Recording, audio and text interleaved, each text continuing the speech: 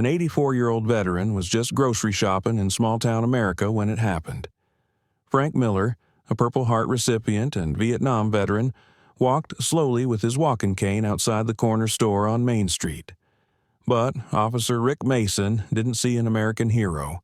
He saw an elderly man who looked suspicious, and that was enough for this shocking police brutality incident.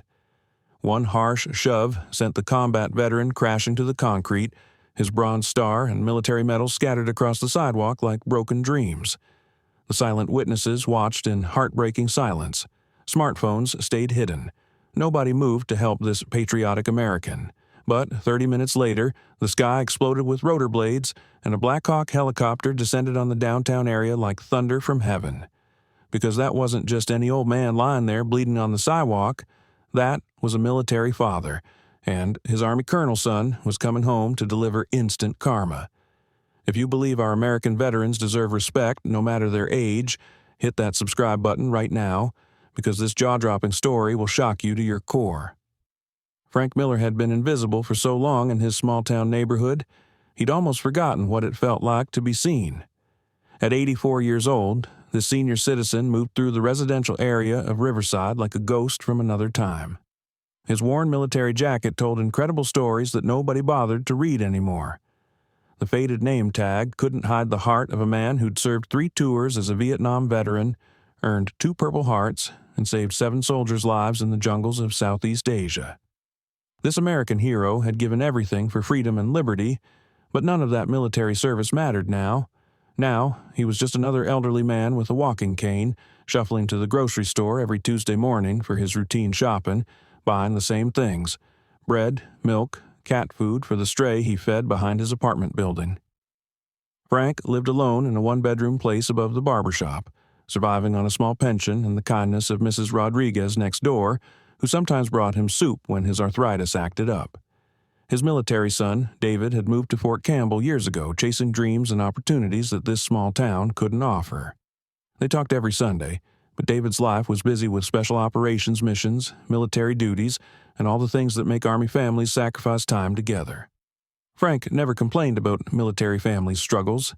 He'd learned long ago that American heroes don't demand attention. They just keep serving their community, even when nobody's watching. That Tuesday morning felt different somehow in this patriotic American town. The air was crisp, and Frank's joints didn't ache as much as usual. He'd even managed to shave without cutting himself, and he wore his best flannel shirt under the Army jacket that displayed his military pride. As he walked down Main Street toward Connor's corner store, he passed the same faces he always did: teenagers with their heads buried in smartphones, young mothers pushing strollers, business people rushing to catch buses. None of them looked at this combat veteran. None of them saw the Bronze Star hidden beneath his military uniform, or the scars on his hands from shrapnel that still ached when it rained. The police station sat on the corner like a brick fortress, and Frank always felt a little nervous walking past it. Not because he'd done anything wrong, but because law enforcement these days seemed different from the officers he'd known growing up: younger, angrier, quicker to assume the worst about senior citizens. Officer Rick Mason was leaning against his patrol car, sunglasses on despite the cloudy sky, watching the public street like he owned it. Frank nodded politely as he passed, the way he'd been taught to respect authority and serve and protect values. But Mason's cold stare followed him all the way to the store. What Frank didn't know was that Officer Mason was having the worst day of his career, and he was about to take it out on the wrong veteran. Officer Rick. Mason had been having a bad morning, and that made him dangerous to this small-town community. His coffee was cold, his sergeant had chewed him out for missing paperwork, and his wife had texted him about the overdue credit card bills. At 32 years old, this law enforcement officer carried himself like the world owed him something, and today he was looking for someone to pay that debt. When he spotted the elderly man coming out of Connor's corner store, paper bag in one hand, walking cane in the other, something about this 84-year-old veteran just rubbed him wrong. Maybe it was the way Frank moved so slowly, taking up space on the sidewalk in the commercial district. Maybe it was the faded military jacket that Mason figured was probably stolen from some thrift store. He had no respect for military service or veteran dignity.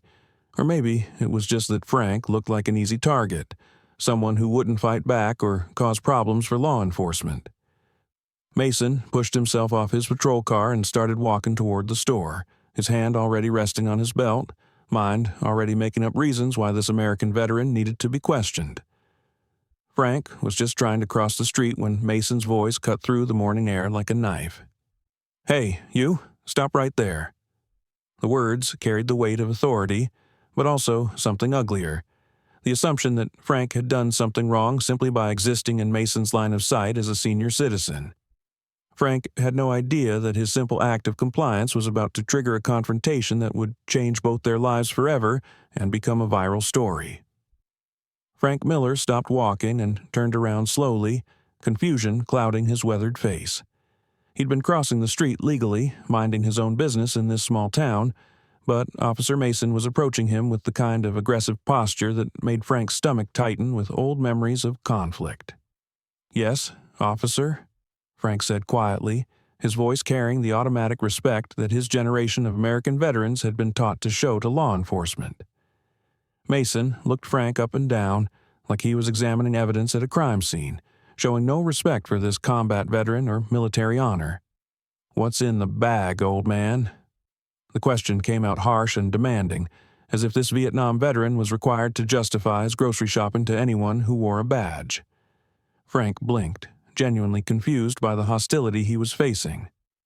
"Just groceries, sir. Bread and milk." He started to open the bag to show Mason, but the officer's hand shot out and grabbed Frank's wrist with unnecessary force, a clear violation of this elderly man's civil rights. "I didn't tell you to move," Mason snapped, his grip tightening on Frank's thin wrist until the old man winced in pain. A few people on the sidewalk had started to notice the confrontation, but they kept walking, heads down, unwilling to get involved in whatever was happening between the cop and the senior citizen. These silent witnesses showed the classic bystander effect that plagues small-town America. Mason felt their attention and seemed to feed off it, his voice getting louder and more aggressive. "You been drinking this morning? You're walking pretty unsteady there." Frank's eyes widened in disbelief at this heartbreaking accusation. He hadn't had a drink in 15 years, not since the doctor told him alcohol would interact badly with his heart medication. "No, sir, I don't drink. I just have trouble walking sometimes because of my arthritis." He tried to explain about his medical condition, about the shrapnel still lodged in his left leg from Vietnam, but Mason wasn't listening to this American hero's explanation. The officer was already building his narrative, already convinced that this shaky old man was some kind of drunk who needed to be taught a lesson, completely ignoring his military service and veteran dignity. "Turn around and put your hands on the wall," Mason ordered, pointing to the brick wall of Connor's corner store. Frank's mind reeled at this shocking treatment.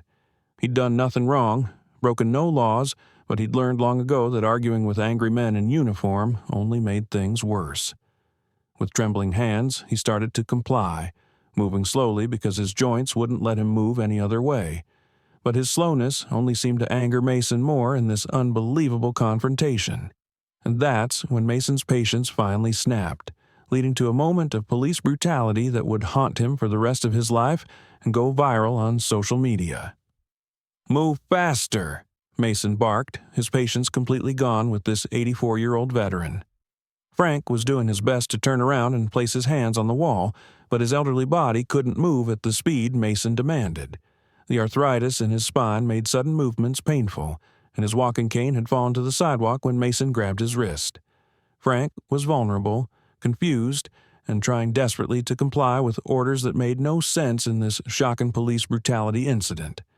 That's when Mason lost control completely in what would become a viral video. "I said move." With one violent shove, he pushed Frank hard in the back, sending the elderly veteran crashing into the brick wall and then tumbling to the concrete sidewalk. Frank hit the ground with a sickening thud, his grocery bag exploding open, bread and milk carton rolling into the gutter. His military medals, including his Purple Heart and Bronze Star, which he always kept pinned inside his jacket, scattered across the pavement like fallen stars, a heartbreaking sight that would soon be caught on camera. The sound of an 84-year-old American hero hitting concrete was sharp and final, cutting through the morning air and freezing everyone within 50 feet. A woman gasped and covered her mouth at this incredible act of elderly abuse. A teenager pulled out his smartphone but then hesitated, unsure if filming would make things better or worse for this combat veteran. An older businessman started to step forward but then thought better of it and hurried away, becoming another silent witness. Frank lay on the ground, stunned and bleeding on the sidewalk from a cut on his forehead, trying to understand what had just happened to him. Mason stood over him, breathing hard, realizing he'd just crossed a line he couldn't uncross in this tear-jerking moment. But instead of helping Frank up or calling for medical assistance, he doubled down on his cop assault. "That's what happens when you don't listen," he said loudly, as if Frank's age and frailty were somehow threats that justified the violence against this American veteran. Frank struggled to sit up, his walking cane just out of reach, his veteran dignity scattered across the sidewalk along with everything else. But as Frank sat bleeding on the concrete, surrounded by silent witnesses, he was about to make a phone call that would turn this quiet street into a war zone and deliver instant karma. The sidewalk around Frank Miller became a stage for the worst kind of human theater in small-town America, the performance of willful blindness. Dozens of people saw what happened to this Vietnam veteran, but nobody moved to help. The woman who gasped hurried past with her head down. The teenager with the smartphone slipped it back into his pocket and crossed the street, missing the chance to capture raw footage of this police brutality. The businessman who'd almost stepped forward was already 3 blocks away, convincing himself that what he'd seen wasn't as bad as it looked. Classic bystander effect in action. Frank sat on the cold concrete, blood trickling from the cut on his forehead, trying to gather his scattered belongings with shaking hands. His bread was ruined, his milk carton had burst open, and his precious military medals lay scattered like forgotten memories of his military service. Officer Mason stood over him, daring anyone to challenge what had just happened, his hand resting on his gun like a threat to anyone who might have ideas about interfering with law enforcement. "Clean up this mess and get out of here," Mason ordered, as if Frank had somehow caused the destruction of his own groceries. The old veteran said nothing, just slowly picked up his Purple Heart and Bronze Star one by one, wiping them clean on his military jacket before tucking them safely away. His hands were trembling, but not from fear. Frank Miller had faced enemy fire in the jungles of Vietnam as a combat veteran. He'd carried wounded soldiers through rice paddies under mortar attack. He'd seen fallen heroes die and held their hands as they passed. A bully with a badge wasn't going to break this American hero. As Frank struggled to his feet, using the wall for support, he pulled out an old flip phone with hands that shook from age and adrenaline. He scrolled through his short contact list and found the number he hoped he'd never have to use. The emergency contact was labeled simply Eagle 6, emergency only. Frank hesitated for just a moment, then pressed call to reach his military son. What Officer Mason didn't know was that the man he'd just assaulted had a son who commanded the most elite helicopter unit in the U.S. military, and that phone call was about to bring hell from the sky with Black Hawk helicopters. The phone call rang twice before a crisp, professional voice answered. "Eagle 6. Frank Miller closed his eyes for a moment, steadying his voice before he spoke to his military son. "David, it's Dad. I need you to come home." On the other end of the line, the sound of papers rustling stopped abruptly at Fort Campbell Army Base. David Miller, now Army Colonel David Miller of the 160th Special Operations Aviation Regiment, hadn't heard that tone in his father's voice since the day his mother died. "Dad? What's wrong? Are you hurt?" The concern in David's voice was immediate and sharp, showing the bond between military families. Frank looked down at the blood on his shirt, at his scattered groceries, at Officer Mason, who was still standing there like nothing had happened to this 84-year-old veteran. "I'm okay, son, but something happened here, and I think maybe it's time." David knew exactly what his military father meant. They'd talked about this day, the day when Frank's veteran dignity might finally need backup from the world David inhabited, the world of Black Hawks and tactical teams and military justice that moved at the speed of rotor blades. "Give me 30 minutes, Dad. Stay exactly where you are." Frank could hear David's voice change, shifting from concerned military son to Army Colonel Commander in the space of a heartbeat. And, Dad, whatever happened, whoever did this to our family, they're about to learn why nobody hurts a member of my family. This will be military justice at its finest." The line went dead, and Frank slipped the phone back into his pocket. Officer Mason was getting impatient, his radio crackling with routine calls that seemed more important than the elderly man he'd just assaulted in this police brutality incident. "I told you to clean up and move along," Mason repeated, but something in Frank's posture had changed. The old veteran stood a little straighter, his eyes a little clearer. He looked at Mason with the calm confidence of a man who'd just called in the cavalry from the most elite military unit in America. 25 miles away, at Fort Campbell Army Base, the most feared helicopter unit in the world was about to scramble for a rescue mission that would make national headlines and go viral. 25 miles away at Fort Campbell Army Base, Army Colonel David Miller was already in motion before his military father's call had even ended. At 45 years old, David had inherited his father's quiet strength, but combined it with the precision and authority that came from leading America's most elite helicopter pilots. The 160th Special Operations Aviation Regiment didn't just fly military helicopters, they were the ghosts of the sky. The unit that had inserted Navy SEALs into Pakistan for the Bin Laden raid, the Special Forces pilots who flew through sandstorms and enemy fire to bring American heroes home. This was going to be an incredible military response. "Alert status red," David barked to his crew chief as he strode toward the hangar in his military uniform. "We have a veteran in distress, civilian location, full tactical response authorized for this military justice operation." The words carried weight that every soldier in the 160th understood. When one of their own was in trouble, especially a Vietnam veteran from an earlier generation, the entire unit moved like a single organism focused on one mission, bringing their brother home and delivering instant karma to those who disrespected American veterans. Within minutes, the massive hangar doors rolled open with a grinding roar that shook the ground at this Army base.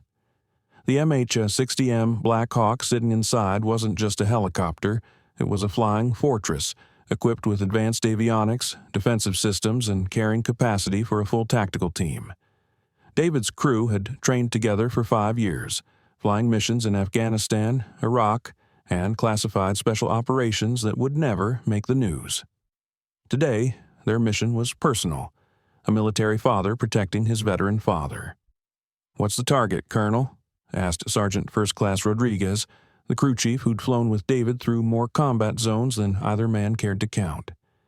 David checked his GPS and plotted the route to Riverside's small-town location. Hostile police officer, elderly veteran in distress, silent witnesses.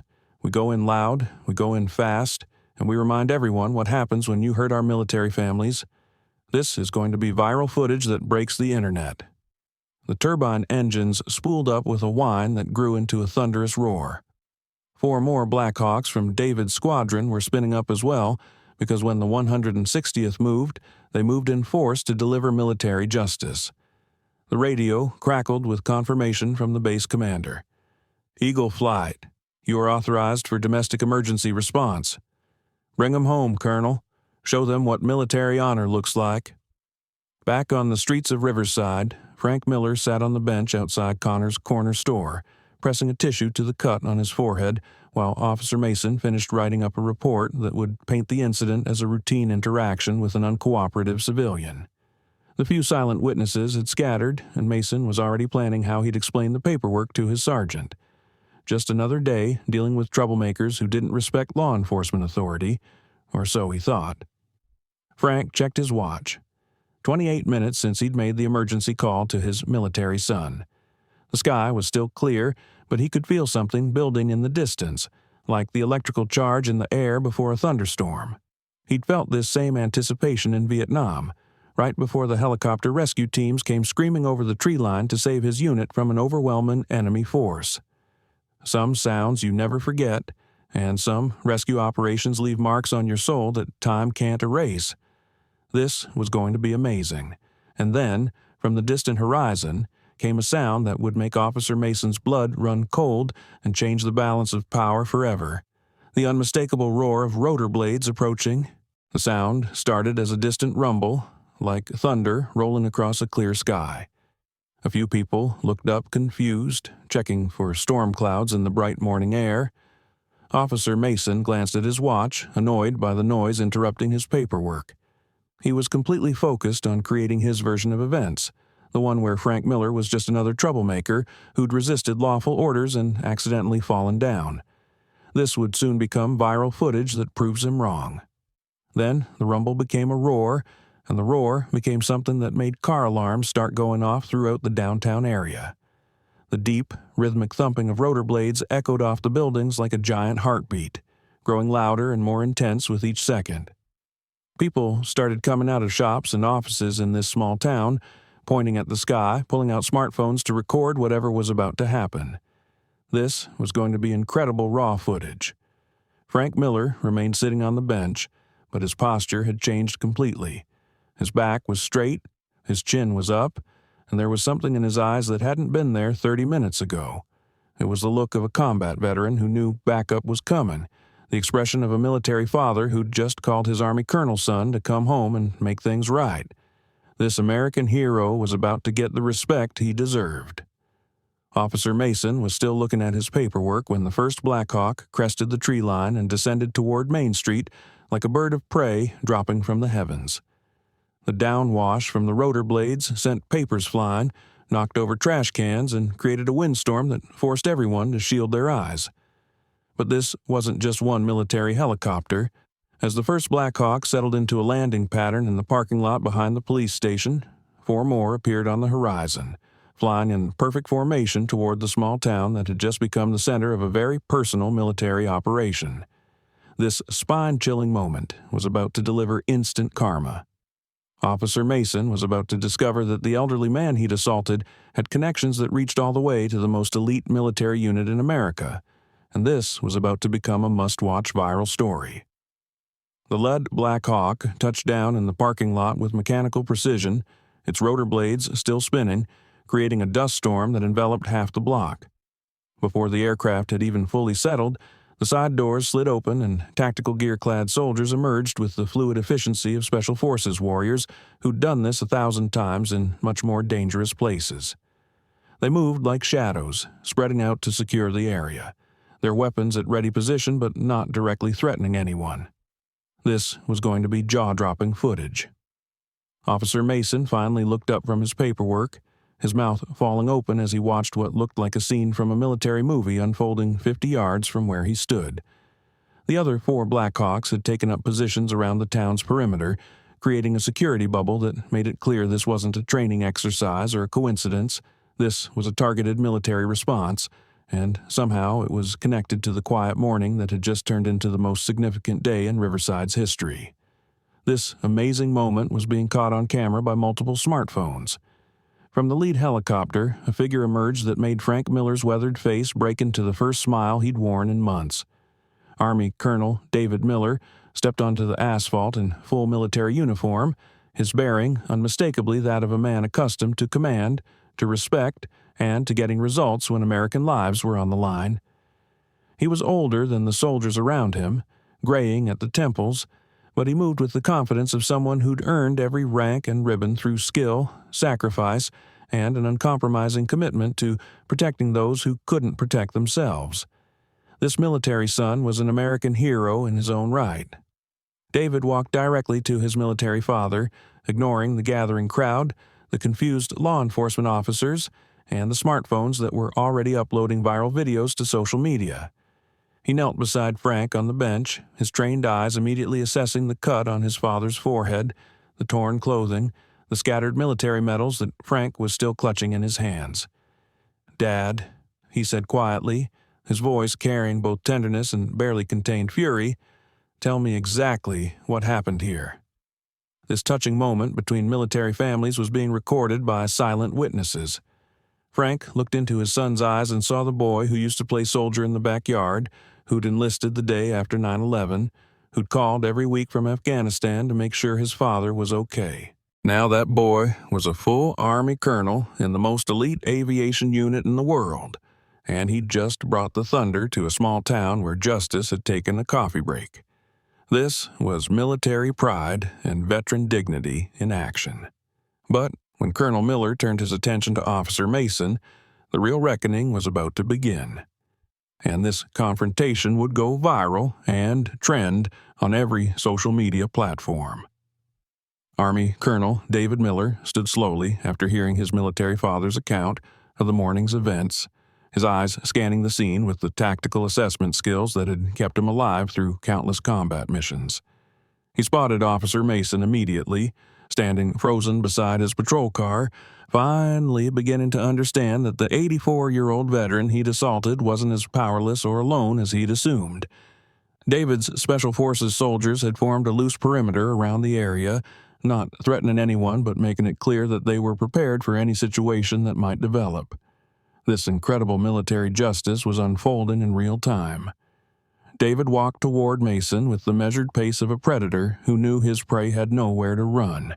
The officer's hand instinctively moved toward his weapon, but one look at the tactical team surrounding him made it clear that drawing a gun would be the last mistake he'd ever make. "Officer Mason," David said, his voice carrying the authority that came from commanding men in life-and-death situations. "I'm Army Colonel David Miller, 160th Special Operations Aviation Regiment. The man you assaulted is my father, a Purple Heart recipient and Vietnam veteran who served this country with honor." Mason's face went pale as the implications of his actions finally hit him with the force of a sledgehammer. This wasn't just any elderly man he'd pushed around in this police brutality incident. This was the military father of one of America's most elite soldiers, a man with the resources, training, and authority to turn Mason's little power trip into a career-ending catastrophe. I was just doing my job," Mason stammered, but the words sounded hollow even to him as smartphone cameras captured every word. "Your job," David repeated, his voice getting colder with each word, "is to protect and serve, not to assault elderly veterans who are grocery shopping." He pulled out his phone and made a call that Mason could hear clearly. "This is Colonel Miller. I need the FBI's Civil Rights Division on site immediately. We have a federal case of police brutality against an 84-year-old veteran." David paused, looking directly at Mason while cameras rolled. "And I need the base's Media Affairs Office to prepare a statement about how the 160th Special Operations responds when military families are attacked by corrupt law enforcement." Mason realized that his entire career, his pension, his future had just evaporated in the span of 30 minutes. The growing crowd of witnesses, the multiple smartphone videos going viral, the military response that would be breaking news within hours. There was no covering this up, no making it disappear into a filing cabinet. This was instant karma at its finest, and it was all being caught on camera for the world to see. But the most shocking moment was still to come, when the entire country would learn what happens when you assault an American hero. And this story would break the internet. The federal investigation team arrived within 2 hours, followed by news crews from 3 states who'd caught wind of this viral story through social media videos that were already trending now across Facebook, Twitter, and Instagram. Officer Mason was arrested on federal civil rights charges, his badge and gun confiscated, his career over before the day was done. The police chief personally apologized to Frank Miller and announced a complete review of department policies and training, a victory for veteran support and military families everywhere. But the most important moment came when David helped his military father into the lead Black Hawk for the helicopter rescue ride home. Frank had declined the hospital visit, insisting he was fine, but he'd accepted his military son's offer to spend a few days at Fort Campbell Army Base, where American heroes were treated with the respect they'd earned. As the helicopter lifted off, Frank looked down at the street where he'd been assaulted and saw something that made his heart swell. A group of young people had gathered to clean up the area, and someone had placed an American flag where his groceries had scattered. The quiet Vietnam veteran who'd been invisible for so long had become a symbol of something larger, the reminder that our American veterans never stop being heroes, regardless of their age, and that some military families fight back with Black Hawks and justice that comes from the sky. This heartbreaking but ultimately uplifting story proves that respect for veterans should never retire, and that military honor runs deep in the families who serve our great nation. This is a true story that's going viral across social media and breaking the internet. If you believe our American veterans deserve respect and protection, hit like, subscribe, and share this viral story to remind the world that true heroes never fight alone.